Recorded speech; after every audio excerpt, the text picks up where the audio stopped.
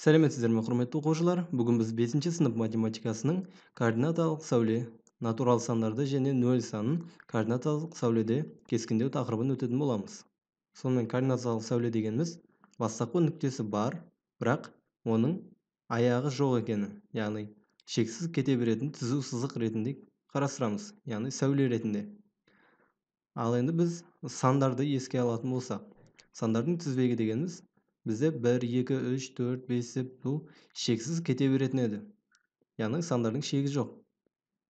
Ал сәуледе де ешқандай шек жоқ. Бастапқы нүктесі бар, бірақ шегі жоқ. Мінекей, осы сандарды біз бірдей арақашықтықтарда осы координациялық сәуледе кескіндейтін болсақ, бізде координациялық сәуле кескінделеді. Және оның бастапқы нүктесі ретінде біз 0-ді аламыз. Оны О әрпімен белгілейік. Сонымен санақ басы О нүктесінен бастап берілген қашықтықта А нүктесін белгілейміз. Сонда сәуле бойында ұзындығы берілген ОА кесіндісі салынады. Мұндай кесінді бірлік кесінді деп аталады. Соның берілген қашықтықта біз А нүктесін белгіледік. Сонда сәуле бойында ұзындығы берілген мына бір кесінді бізде ОА кесіндісін береді.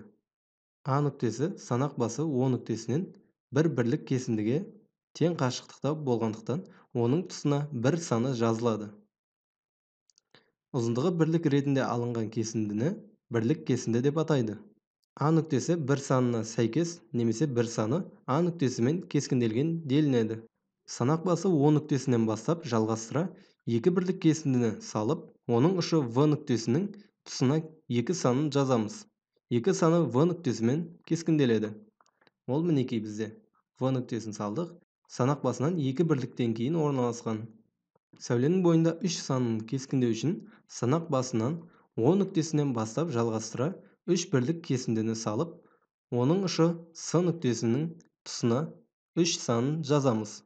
Осылайша жалғастырғанда сәуле бойында 0, 1, 2, 3, 4, 5, 6, 7 сандары нүктелермен кескінделеді.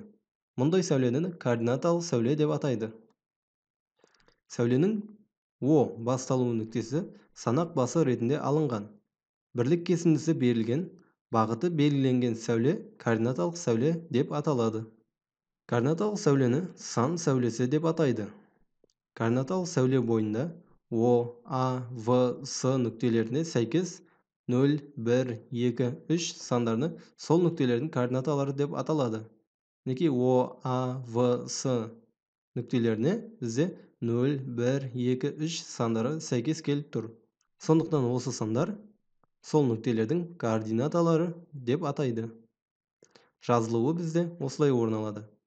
Мысалы, О нүктесі бізде 0 координатасына сәйкес. Сондықтан О деймізде жақшаның ішіне 0-ді қоямыз.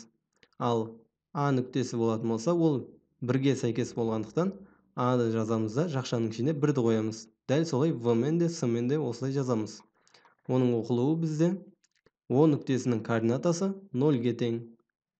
Ал А нүктесінің координатасы 1-ге тең. В нүктесінің координатасы 2-ге тең. Және тағы сол сияқты мысалы С нүктесінің координатасы 3-ге тең деп, осылайша біз координаталық сәуледе нүктелерді координатасымен атай береміз. Координаталық сәуледегі берілген нүктеге сәйкес сан осы нүктенің координатасы деп аталады. Сызғыштағы штрихтармен берілген шкала координаталық сәуленің бір бөлігін құрайды. Координаталық сәуле шектеусіз.